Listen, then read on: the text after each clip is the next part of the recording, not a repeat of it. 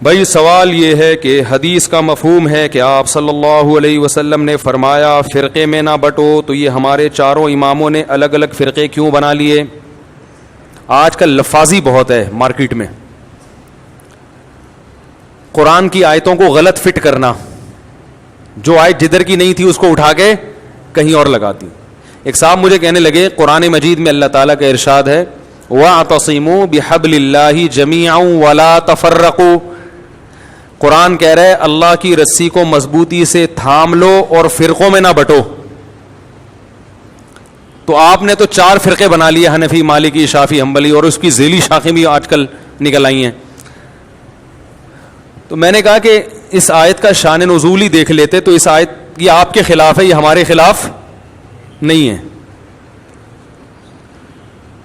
2 قبیلے تھے صحابہ کے، مسلمانوں کے، جن میں جنگ قبائلی بنیادوں پہ چھڑنے والی تھی، لسانیت کی، قبیلے کی بیس پہ.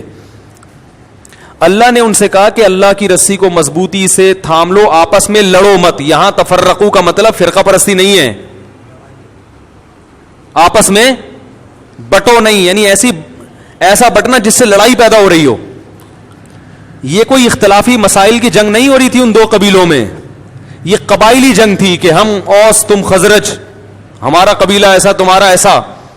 تو اللہ نے کہا اللہ کی رسی کو مضبوطی سے تھامو. قرآن کیا کہہ رہا ہے؟ انما المؤمنون اخوہ، مومن سب آپس میں بھائی ہیں، ایک کلمے کا رشتہ ہے تو تمہیں جوڑ رہا ہے. تو پھر قومیت، پٹھان، پنجابی، مہاجر، قبیلہ، اس بیس پہ لڑائی مت کرو، لڑنے سے منع کیا جا رہا ہے.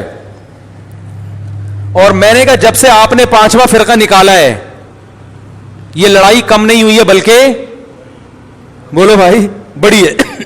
تو اللہ تو کہہ رہے ہیں کلمے کا رشتے کی وجہ سے آپس میں، حنفی بھی کلمہ پڑھتا ہے، شافعی بھی اسی کلمے کو پڑھتا ہے جس کو حنفی پڑھتے ہیں، مالکی بھی وہی کلمہ پڑھتا ہے، وہی اللہ رسول کو، وہی قرآن و سنت کو مانتا ہے. تو آپس میں لڑو مت. تو میں نے کہا اگر یہ حنفی شافعی آپس میں لڑ رہے ہیں تو یہ آیت کی مخالفت کر رہے ہیں.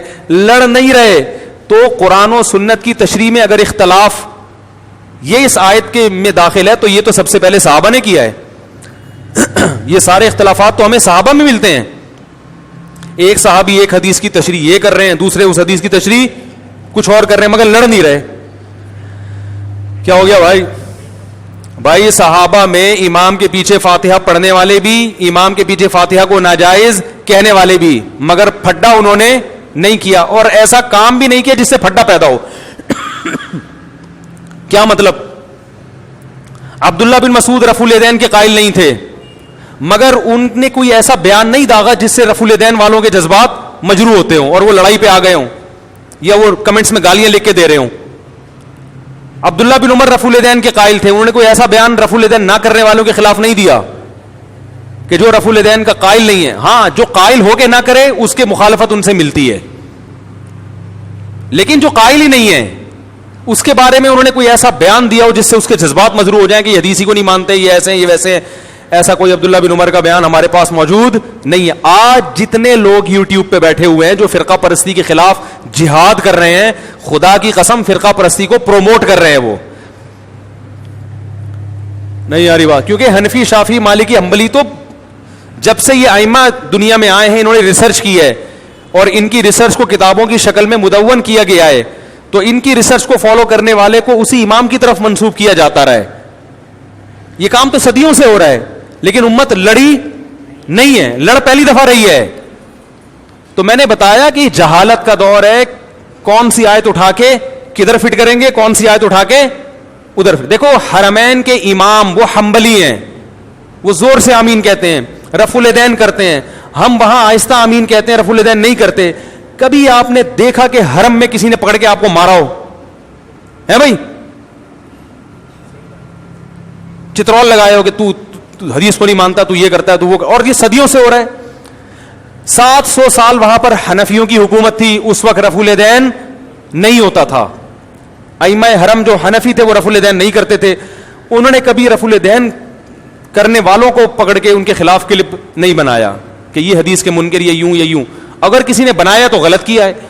تو اختلاف اور فرقہ واریت کو ختم کرنے کا یہ جو طریقہ آج کل مارکیٹ میں چل رہا ہے نا، کہ سب کو غلط کہو اور یہ ثابت کرو کہ میں صحیح ہوں، یہ طریقہ قرآن و سنت کے خلاف ہے. آپ کو وہی جیسے میرا پورا بھی بیان ہوا نا کہ آپ کو ایک باؤنڈری کھینچنی پڑے گی کہ کس حد تک آپ جا سکتے ہیں, کس حد تک نہیں جا سکتے. تو ائمہ اربعہ کا کسی مسئلے میں اگر اختلاف ہو گیا ان چاروں اماموں کا, تو ساری دنیا مانتی ہے, مسلمانوں کا اتفاق ہے کہ یہ چاروں بہت بڑے بڑے محقق تھے, بڑے ریسرچر تھے, ان کی علم ہم سے کئی گنا زیادہ. تو انہوں نے اگر اختلاف کیا ہے تو وہ للہیت کی بنیاد پہ کیا ہے, قرآن و حدیث کی تشریح کو سمجھنے میں اختلاف ہوا ہے. ان میں کوئی بھی حدیث کی مخالفت کرنے والا نہیں تھا. جب وہ اختلاف ہوا ہے تو وہ اسلام کے دائرے کے اندر ہے, اس میں کسی بھی فریق پر ملامت کرنا یا اس کو فالو کرنے والے کو اہل سنت سے خارج کرنا یا اس کو یہ کہنا یہ حدیث کا منکر ہے, یہ حدیث کو نہیں مانتا, یہ عمل فرقواریت کو پھیلا رہا ہے. وہ فرقواریت جس کا قرآن نے ذکر کیا, یہ لڑائیوں کو کیا کر رہا ہے. تو اللہ تو کہہ رہے ہیں مسلمانوں میں کوئی ایسا کام مت کرو جس سے لڑائی پیدا ہو. بات آ رہی ہے سمجھ میں؟ دوسری بات, لا يحب اللہ الجہر بالسوء من القول الا من ظلم. اللہ فرماتے ہیں اللہ بری بات کو پسند نہیں کرتا مگر جس پر ظلم ہوا ہو وہ دفاع میں بات کہہ سکتا ہے. تو بعض دفعہ میں بھی یہ فروعی مسائل کو بڑی شدت سے جو بیان کرتا ہوں یہ دفاع میں ہے, کیونکہ لوگ یک طرفہ باتیں سن کے علماء سے بدگمان ہو رہے ہوتے ہیں, یک طرفہ باتیں سن رہے ہوتے ہیں, علماء سے بدگمان ہو رہے ہوتے ہیں. ابھی مشہور زمانہ فتنہ, وہ مولانا طارق جمیل صاحب سے ملاقات کر کے آئے, انہوں نے ان کے سر پہ شفقت کا ہاتھ پھیرا, چائے پلائی, عیادت کی, ان سے بیان کروایا. یہ مولانا طارق جمیل صاحب کا ظرف ہے, اس کو کہتے ہیں فرقہ پرستی کے خلاف جہاد. سمجھ میں آ رہی ہے بات؟ کہ نظریات میں زمین آسمان کا فرق ہے, اور پھر بھی آپ کی اتنی سیوا کی جا رہی ہے کہ انسان کے بچے بن جاؤ, اخلاق ہم سے سیکھ لو, لیکن آپ پھر بھی بننے کے لیے تیار نہیں. آپ اس ملاقات کو کیش کروا رہے ہو اپنے مسلک کو فروغ دینے کے لیے, حالانکہ آپ کے نظریات میں اور حضرت اقدس مولانا طارق جمیل صاحب کے نظریات میں زمین آسمان کا فرق ہے. آپ صبح و شام دیوبندی علماء کو گالیاں دیتے ہو, دیوبندیوں کے بڑے بڑے اکابر کو بزرگوں کی فہرست سے خارج کر دیا آپ نے. جن اکابر کے خلاف صبح و شام آپ کے کلپ بنتے ہیں ان اکابر کو مولانا طارق جمیل صاحب بزرگ بھی سمجھتے ہیں اور اپنے آپ کو ان کی جوتیوں کے خاک کے برابر بھی نہیں سمجھتے. لیکن یہاں آ کے آپ ایک دم یو ٹرن لے لیا آپ نے, ٹھیک ہے نا, یہاں آ کے آپ نے کیا کر لیا, یو ٹرن لے لیا. ابھی حضرت کا ایک کلپ نیا آیا ہے جس میں انہوں نے علماء دیوبند کی تاریخ بیان کی, ان کے فضائل بیان کیے, انہی اکابر کا نام لے کر جن کے خلاف صبح و شام آپ کے کلپ ہیں. سمجھ میں آ رہی ہے بات؟ تو اس سے پتہ چلتا ہے آپ اپنے آپ کو کیا کروا رہے ہیں. میں تو حیران تھا, میں نے کہا جب انہوں نے ملاقات کی تو شاید یہ کچھ انسان بن جائیں, اور اب تھوڑا سا, لیکن وہی ان کا طرز عمل. میسج ٹی وی, میں کسی کے ذاتی معاملات میں نہیں پڑتا, میسج ٹی وی کے بارے میں محترم نے کلپ ریکارڈ کروایا ابھی, اس میں انہوں نے یہ کہا کہ مولانا طارق جمیل صاحب نے میسج ٹی وی کے بارے میں مجھے جو راز کی باتیں کی ہیں اگر وہ میں بتا دوں تو آپ لوگ ان چینلوں کو سبسکرائب کرنا چھوڑ دیں. اس کو کہتے ہیں آگ لگانا. یہ جو محلے پڑوس میں فسادی عورتیں ہوتی ہیں نا, وہ اسی طرح کام کر رہی ہوتی ہیں.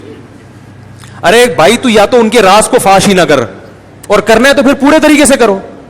اگر انہوں نے آپ کو میسج ٹی وی یا کسی ٹی وی کے بارے میں کوئی راز بتایا تھا تو اس کو ڈسکس ہی نہ کرتے. آپ ڈسکس کیا تو پھر بتاؤ نا کیا کہا ہے. یہ ایسا ہی ہے جیسے میں اگر کہوں میں نے انجینئر صاحب کو بچپن میں ایک ایسی کنڈیشن میں دیکھا کہ میں بتا نہیں سکتا, اگر میں بتا دوں تو آپ اس کو سننا چھوڑ دو, لیکن چونکہ شریعت میں حکم ہے کہ گناہوں پہ پردہ ڈالا جائے اس لیے میں نہیں بتاؤں گا. آپ بولو یار یا تو یہ بھی تذکرہ نہ کرتے, میں نے دیکھا نہیں ہے, بہت اچھا آدمی ہے, کوئی کیریکٹر کا برا نہیں ہے, میں ایک مثال دے رہا ہوں. آپ بولو گے یار یا تو یہ بھی نہ بتاتے, اور بتائے تو اب بتاؤ نا کیا ہے. یہ کیا ہوتا ہے, جو عورتیں ہوتی ہیں نا فسادی آگ لگانے والی, یہ وہ کام یہ کرتی ہیں. میسج ٹی وی مجھے نہیں پتا اچھا ہے برا ہے, میری بلا سے مجھے کیا کرنا ہے میسج, لیکن یہ کسی کی ذاتیات پر آپ اس طرح سے, ایسے میں بھی کہہ سکتا ہوں کہ مولانا نے مجھے اس کے بارے میں جو راز کی باتیں کہی ہیں وہ میں اگر بتا دوں تو آپ اس کو بھی سننا چھوڑ دیں جو مولانا کے فالوور ہیں. میں بھی کہہ سکتا ہوں, مجھے حق ہے بالکل یہ کہنے کا. تو لیکن ہم نہیں کہتے, ہم نے تو یہ اب تذکرہ کیا, یہ اتنی بات چلی ہے تو بتا رہا ہوں. حضرت اقدس حضرت مولانا طارق جمیل صاحب سے تو ہماری ملاقاتیں بھی نہیں ہیں, وہ بھی یقیناً ہم سے باتیں کرتے ہیں کہ یار یہ کرو, یوں کرو, فلانا کرو, ایسا کرو, تو وہ بھی بہت سی ایسی راز کی باتیں انہوں نے کی ہوں گی ہم سے اس کے بارے میں جو ہم نہیں بتاتے. لیکن بہرحال یہ مولانا طارق جمیل صاحب کا ظرف ہے, اور یہ ظرف بھی اللہ نے علماء دیوبند ہی کو عطا کیا ہے. جن کے صبح و شام آپ ان کے خلاف بولتے رہتے ہو. اب تو آپ کو مان لینا چاہیے. اور ہم اس لیے بول رہے ہیں آپ کو, پھر یہ ظرف اللہ نے مفتی طارق صاحب کو کیوں نہیں دیا؟ بھائی اس لیے نہیں دیا کہ پھر آپ کی پول پٹیاں کھولے گا کون. دونوں چیزیں ہونی چاہیے, ایک ٹھنڈی تار اور دونوں کا نام طارق ہے. کمال کی بات یہ ہے, ایک ٹھنڈی تار بھی ہونی چاہیے, ایک گرم بھی ہونی چاہیے.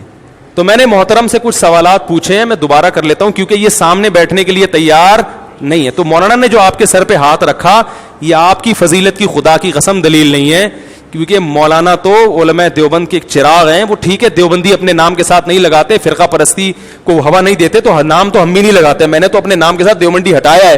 بھائی ہم سب مسلمان ہیں, کلمہ پڑھتے ہیں لا الہ الا اللہ. قیامت کے دن کوئی دیوبندی بریلوی اہل حدیث نام سے جنت میں نہیں جائے گا, سب مسلمان بھائی بھائی ہیں. وہ دیوبندی لوگ اس لیے لگا دیتے ہیں کہ بھائی وہ کیونکہ جو جن علماء سے علم سیکھا وہ دیوبند کے تھے, تو لوگوں نے یہ دم لگائی ہوئی ہے دیوبندی کی, تو لوگوں نے ہائی لائٹ کیا ہوا ہے. اور جو لگاتا ہے وہ غلط کرتا ہے. ہم تو کہتے ہیں کہ کیا دیوبندی بریلوی کی پخ لگائی ہوئی ہے. ایک صاحب نے مجھے کہا کہ وہ اب میری بیٹی کے لیے رشتہ آیا ہے جماعت اسلامی والوں کا, تو میں چاہتا ہوں کہ دیوبندی کا آئے. میں نے کہا وہ لڑکا کیسا ہے, اچھا ہے, نماز پڑھتا ہے؟ انہوں نے کہا ہاں. کہ لیکن جماعت اسلامی کا ہے. میں نے کہا ٹھیک ہے, ایک رشتہ ہے وہ جماعت غیر اسلامی کا ہے, وہ پھر آپ اپنی بیٹی اس کو دے دیں. میں نے کہا اسلامی ہے نا. اشکال جب ہوتا ہے جب آپ کہتے ہیں یار وہ بندہ جماعت غیر اسلامی کا ہے.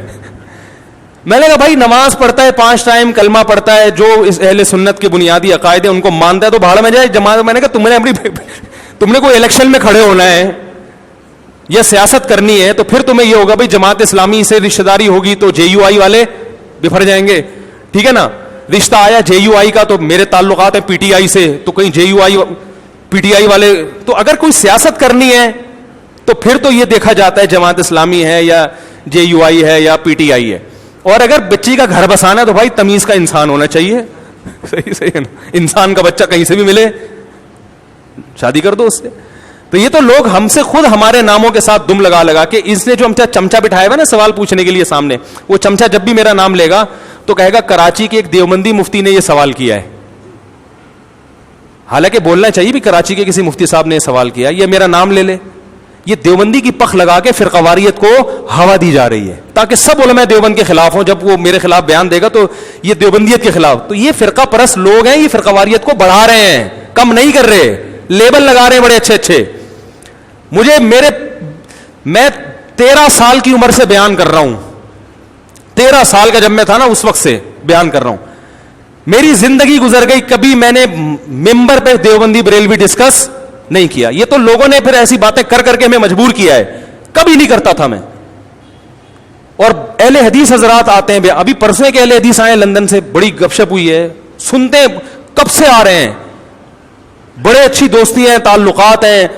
بریلوی حضرات, وہ میں جو حکیم کا واقعہ سناتا ہوں بڑے, وہ تو بریلوی ہیں, وہ تو بریلوی حکیم ہیں, معتدل ہیں, متشدد نہیں ہیں. تو یہ کمبخت جو ہے نا خود ٹھیکیدار بن کے فرقواریت کو ختم کرنے کی لیول لگا کے فرقواریت کو کیا کر رہے ہیں, بڑھا رہے ہیں, ہوا دے رہے ہیں. تو یہ مولانا طارق جمیل صاحب کا ظرف ہے بھائی, یہ علماء دیوبند کا ظرف ہے کہ وہ آپ کو صبح و شام آپ ان کے خلاف بھی ان کا بیان ہے, پھر بھی انہوں نے سینے سے لگایا.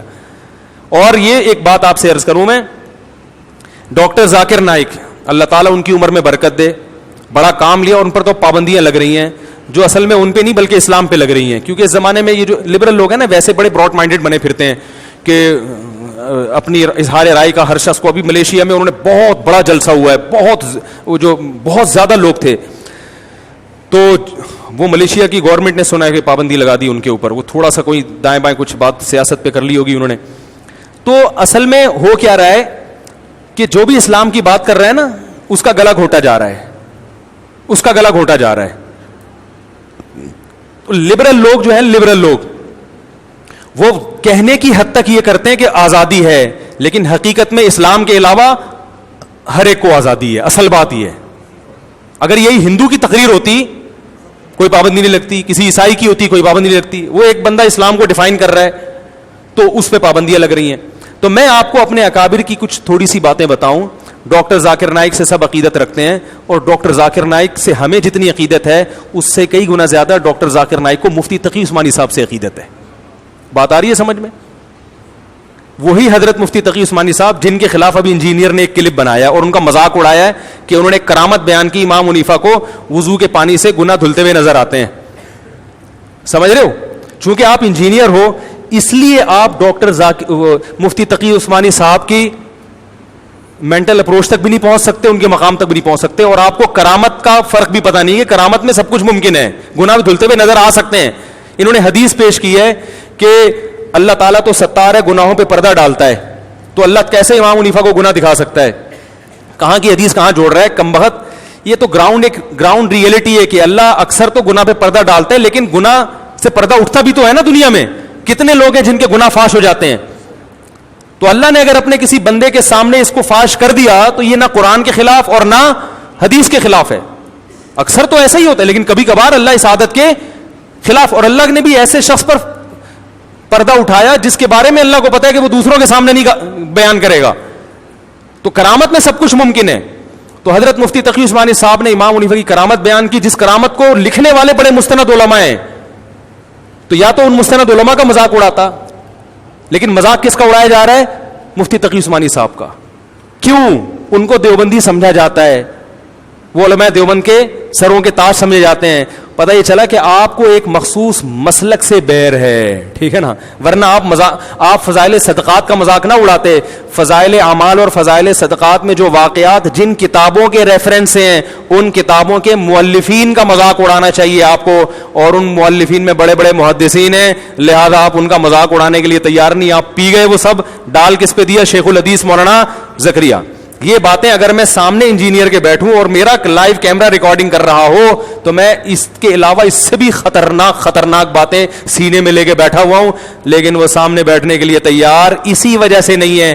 بلکہ یہ جو کہتے ہیں نا آزاد سوال, اس نے بندہ بٹھایا ہوا اپنا چمچا کہ میں جو کہہ رہا ہوں وہ پوچھنا, اس کے علاوہ کچھ اور پوچھنے کی اجازت نہیں ہے.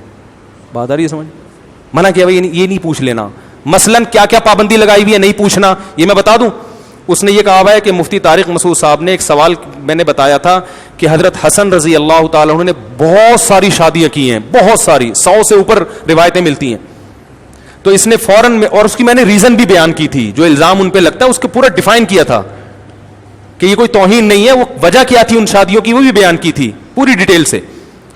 اس نے فوراً میرے خلاف کلپ تیار کیا, میرا مذاق اڑایا, اہل بیت کا دشمن, اور ان کو تو حدیثوں کا نہیں پتا اور کسی حدیث کی کتاب میں نہیں ہے. پھر اس نے اپنے ایک بیان میں کہا مصنف ابن شیبہ حدیث کی کتاب ہے جس میں یہ روایتیں ہیں, تو اسی میں حضرت حسن کی شادیوں والی روایتیں بھی ایک طرف کہہ رہے کسی حدیث کی کتاب میں نہیں ہے, حالانکہ یہ تو شیعوں نے لکھا ہے. شیعوں کی تاریخی کتابوں میں یہ سب چیزیں ملتی ہیں. شیعہ عالم سے پوچھو وہ کہے گا ہاں ایسا ہے, ایک عامی کو نہیں پتا ہوگا, لیکن کوئی شیعوں کا مستند عالم ہو وہ کہے گا کہ حضرت حسن نے 100 سے زیادہ شادیاں کی, وہ شیعہ مانے گا, کیونکہ تواتر سے ثابت ہے یہ بات, اور حدیث کی کتابوں میں ملتی ہیں یہ چیزیں. اس سوال کا جواب سامنے جو چمچا بیٹھا ہوا ہے اس کو یہ سوال پوچھنے کی اجازت بولو بھائی نہیں ہے. دوسرا سوال, اس نے کہا کہ رفع الیدین نہ کرنے کی جو حدیث ہے ترمذی میں عبداللہ ابن مسعود رضی اللہ عنہ والی, وہ ضعیف ہے 2 وجہ سے. ایک اس لیے کہ عبداللہ بن مبارک نے اس کو ضعیف کہا, دوسرا اس لیے کہ سفیان ثوری کی متدلیس ہے, وہ مدلس عن سے روایت کر رہے ہیں. اس کا جواب میں دے چکا ہوں کہ عبداللہ بن مبارک نے اس کو ضعیف نہیں کہا. ترمذی کا صفحہ ذرا غور سے پڑھ لے تو عبداللہ بن مسعود سے دوسری جو روایت ہے اس کو ضعیف کہا ہے, وہ والی اس نے اس کھاتے میں ڈال دی ہے. سمجھ رہے ہیں؟ دوسری بات, سفیان ثوری اس درجے کے مدلس نہیں ہے جن کی روایت رد کر دی جاتی ہے, تدلیس کے درجات ہوتے ہیں. اس کا بھی اس نے کوئی جواب نہیں دیا. اور پھر میں نے کہا یہی وجہ ہے کہ امام ترمذی جو امام بخاری کے شاگرد ہیں انہوں نے اس حدیث کو صحیح قرار دیا ہے, ایک نسخے میں صحیح اور ایک میں حسن. تم جس کو فالو کرتے ہو ناصر الدین البانی, انہوں نے اس حدیث کو کیا قرار دیا ہے؟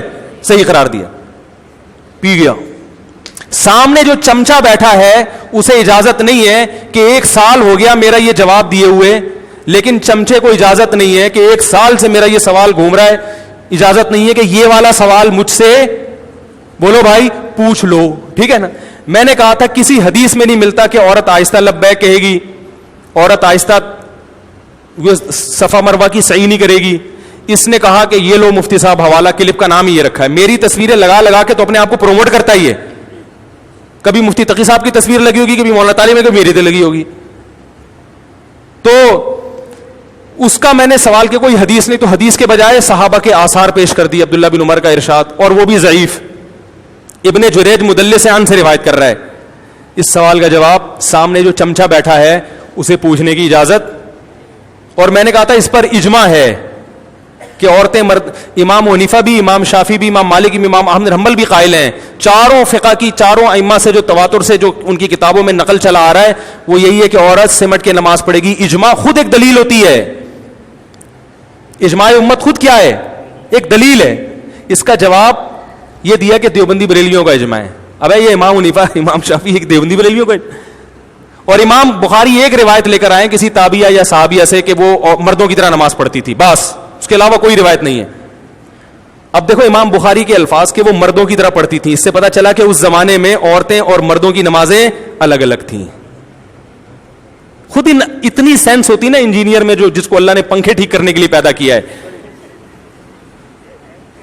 اتنی سینس ہوتی تو کہتا یہی حدیث دلیل ہے کہ عورتوں کی نماز الگ ہے, مردوں کی الگ ہے. صحابہ تابعین, کیونکہ امام بخاری تابعین اور صحابہ کے دور کی بات کر رہے ہیں کہ وہ فلاں خاتون مردوں کی طرح پڑھتی تھی. ہاں تو پتا چلا وہ دونوں, اگر وہ ہوتا تو کہتے ہیں بھائی جیسے سب پڑھتی تھی ویسے وہ بھی پڑھتی تھی, الگ سے کیا. تو نہ وہ مشہور شعر ہے نا, کہنے کا دل تو نہیں چاہ رہا لیکن کہہ لیتے ہیں, نہ خنجر اٹھے گا نہ تلوار ان سے, یہ بازو میرے آزمائے ہوئے ہیں. وہ پٹا کیا نا کسی نے, بولا نہ خنجر اٹھے گا نہ تلوار ان سے, یہ بازو میرے آزمائے ہوئے ہیں. اور پوچھ لوں, ابے بہت سارے اور سوالات ہیں, دے مار 4.5 سوال در سوال در سوال, بہت سارے ہیں, لیکن چھوڑو, ابھی 3-4 کا جواب غلط دے گا. دیکھنا اگر ابھی جب اتنے چیلنج گئے نا تو پھر دیکھنا وہ چمچے کو بولا ہے اس نے کہ یہ والا نہیں, وہ یہ اس کو یوں کر کے گھما کے پوچھو. ایک آدمی نے مجھے بتایا کہ میں اس کو جو ای میل کرتا ہوں سوال میں, یا کوئی میں سوال بھیجتا ہوں تو یہ اس میں سے کاٹ چھانٹ کر کے اپنے حساب سے بنا کے اس کا جواب دیتا ہے. یہ بالکل ایسے ہے جیسے ایک حکیم صاحب, وہ گئے کسی کے پاس, وہ ایک مریض حکیم صاحب کے پاس گیا, پھنسی تھی اس کے, حکیم صاحب نے دوا دے دی. اس نے کہا یہ دوا پھنسی ٹھیک کر دے گی؟ اس نے کہا نہیں. کہا پھر کیا کرے گی؟ یہ پھوڑا بنا دے گی. تو حکیم صاحب اس کو پھوڑا کیوں بنا رہے ہو؟ کہہ رہے اصل میں مجھے پھوڑوں کا علاج آتا ہے, پھنسیوں کا نہیں آتا. ارے پھوڑا بن جائے تو آنا میں ٹھیک کر دوں گا. تو بعض دفعہ ایسے ہوتا ہے کہ آپ کو جس سوال کا جواب نہیں آتا تو آپ اس کو گھما کے ایسا بنا دیتے ہو جس کا جواب آپ کو آتا ہے. ٹھیک ہے نا؟ تو یہ شرارتی یہی کچھ کر رہا ہے, سمجھ رہے ہیں؟ نہیں آ رہی سمجھ میں تو ایسے ہی ٹھیک ہے. تو کہاں سے کہاں بات, تو میسج ٹی وی کے بارے میں انہوں نے جو اول تو میسج ٹی وی کا اور ان کا جو آپس کا اختلاف تھا ختم ہو گیا, اب اس کو دوبارہ ہوا دینے کی ضرورت کیا ہے. باقی یہ ایک بڑا سوال کیا جاتا ہے کہ لیپ ٹاپ پہ جو جن علماء کے چینل مانیٹائز ہیں ان کے فحش اشتہارات آ جاتے ہیں. تو ہم نے اس پہ بڑی ریسرچ کی ہے. گوگل آپ کی ہسٹری دیکھ کے آپ کے حساب سے آپ کو اشتہار دیتا ہے. اگر آپ کے لیپ ٹاپ پہ فحش اشتہار آ رہے ہیں تو اس کا مطلب آپ کا لیپ ٹاپ غلط استعمال ہو رہا ہے, اس کو انسان کا بچہ بناؤ تو صحیح والے آنا شروع ہو جائیں گے. ٹھیک ہے نا, صحیح والے آنا شروع ہو جائیں گے. اچھا میرے بھائی, میں نے وضو کیا, پھر نماز پڑھی, اس کے بعد دیکھا کہ میرے پاؤں کے نیچے کچھ چپکا ہوا تھا مٹی جیسا, کیا میری نماز ہو گئی؟ اگر وہ اتنا موٹا تھا کہ اس میں آپ کا غالب گمانے کے پانی نہیں پہنچا ہوگا تو نماز نہیں ہوئی, اور اگر آپ کا خیال ہے کہ پانی پہنچ گیا تھا تو نماز ہو گئی. یہ آپ کا خیال کا اعتبار ہوگا اس میں. جب فجر کی نماز قضا ہو جائے تو بعد میں فجر کی نماز, ہاں وہ مفتی تقی عثمانی صاحب کا احترام جو ڈاکٹر ذاکر نائک صاحب کرتے ہیں, تبھی ملیشیا میں حضرت مفتی تقی صاحب جب جاتے ہیں, ہم جب ملیشیا جاتے ہیں تو ڈاکٹر ذاکر نائک سے ملنے کے لیے جاتے ہیں, لیکن جب حضرت مفتی تقی صاحب جاتے ہیں تو ڈاکٹر ذاکر نائک صاحب ان سے ملنے کے لیے ان کے ٹھکانے پہ جاتے ہیں. نہیں آ رہی بات. یہ وہی علماء دیوبند ہیں جن کے خلاف آپ صبح و شام بولتے رہتے ہو. ڈاکٹر ذاکر نائک صاحب ان سے ملنے کے لیے جاتے ہیں, ان کی نصیحتوں کو غور سے سنتے ہیں. اور یہ بھی بات حضرت مفتی تقی صاحب بیٹھ کے کلپ نہیں بناتے کہ میرے سے ملنے کے لیے آیا. یہ تو ان کی نجی محفل کی ایک بات تھی جو میں نے آپ کے سامنے کر دی, ورنہ وہ اس سے مستغنی ہے. اللہ نے ان کو جو مقام عطا فرمایا ہے وہ ایسے نہیں ہے کہ وہ ان چیزوں کو کیش کرائیں, وہ تو اللہ نے ان کو جو مقام عطا فرمایا ان کے لیے یہ سب چیزیں بہت چھوٹی ہیں. تو عرب علماء ان کی, عرب تو کسی کو مانتے ہی نہیں ہیں. اجمیوں کو تو عرب میں تو ایک عصبیت ہے, وہ تو اجمی کتنا بڑا عالم ہوگا عرب نہیں مانتے اس کو, ایک عصبیت ہے ان میں. لیکن حضرت اقدس مفتی تقی عثمانی صاحب کی علمیت کا لوہا اللہ نے منوایا ہے, وہ ماننے پر مجبور ہوئے ہیں. یہ ائمہ حرمین, مسجد نبوی کے امام, مسجد حرام کے امام اور سعودیہ کے بڑے بڑے قاضی, یہ حضرت مفتی تقی عثمانی صاحب کی ان کی صحبت میں آگے بیٹھے ہیں. مجمع الفقہ الاسلامی جس میں 100 کے قریب ممالک کے علماء تھے, اس کے رئیس 5 سال رہے مفتی تقی عثمانی صاحب. مکہ جو مفتی تھے نا, وہ حضرت مفتی تقی صاحب کے نائب رہے ہیں. نہیں آ رہی بات میرا خیال ہے. تو یہ اللہ نے مقام کس کو عطا کیا ہے؟ یہی بر صغیر کے علماء کو, جن کو دیوبند کہا جاتا ہے اور جن کے خلاف آپ صبح شام کیا بناتے ہو, کلپ. دوسرا جو جس تبلیغی جماعت کی آپ تعریفیں کرتے ہو, وہ بھی بنیاد کس نے رکھی ہے؟ پرسوں جو اہل حدیث آئے ملاقات کے لیے, کافی دیر ہماری گپ شپ ہوئی. وہ ایک بات کی انہوں نے کہا دیکھیں میں لندن میں رہتا ہوں, یہ فرقواریت یہاں ہے, پڈے بازی, وہ اہل حدیث, وہ بریلوی, وہ دیوبندی, وہ فلانا, وہ ٹانگیں چوڑی, وہ پتلی, زور سے ہاں پڈے بازی. اس نے کہا کہ ہمارے ہاں بچہ جب بگڑتا ہے نا لندن میں یا امریکہ میں, بچہ جب بگڑتا ہے تو ہمارے پاس تبلیغی جماعت کے علاوہ کوئی راستہ نہیں ہے. ہم یہ کلپ نہیں سنواتے کہ یہ قرآن و حدیث کے مطابق ہے, اور وہ قرآن و حدیث کے وہ کہہ رہے اور بدتمیز بن جاتا ہے. وہ اس کو یہ کلپ سناؤ نا, وہ جھگڑے, وہ فلانا رفع الیدین اور آمین اور فلانا اور ڈمکانا, کہہ رہے یہ نہیں, ہم اس کو کہاں بھیجتے ہیں, کہہ رہے درجنوں اختلاف کے باوجود ہمیں ملتی کیا ہے یار, ادھر بھیجو. تو یہ ظرف بھی کس کا ہے بھائی؟ ایک پوری دنیا. عرب بھیجتے ہیں, عرب سے جب اپنے بچے نہیں سنبھلتے کہاں بھیجتے ہیں؟ تبلیغ میں, چلا لگا کے آؤ, یہ نا. تو یہ ظرف یہ کون, کہاں سے اس کے تانے بانے دیوبند سے ملتے ہیں.